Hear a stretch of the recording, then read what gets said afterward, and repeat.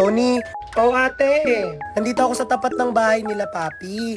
Tapos, pinapunta ko si Harvey kasama si Happy. Sabi ko, pwede bang punta ka dito kasi tulog si Papi? Punta ka dito sa bahay, gusto ko lang makita si Happy. Tapos si Harvey, pinunta nga. Tapos, ngayon si Papi, nasa tapat ako ng bahay nila eh. Sinabi ko kasi na huwag ka munang pumunta dyan. Hayaan niyo muna sila. Nag-usap na tayo, di ba? Sinabi ko na yan eh. Hindi ako nagpunta dito, sumama lang ako sa pag-attend. Saka gusto ko rin makita kasi si Dodong. Namimiss ko lang naman yung mga bata. Tapos hindi niya ako pinapapasok sa bahay niya. Hindi daw ako pwedeng pumasok sa bahay niya, Tony. Tony, grabe, yung pagkup-kup ko sa kanya. Wala siyang respeto, Tony.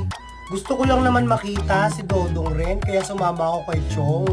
Alam ko naman na kailangan ko magpaalam, pero namimiss ko lang naman sila Happy.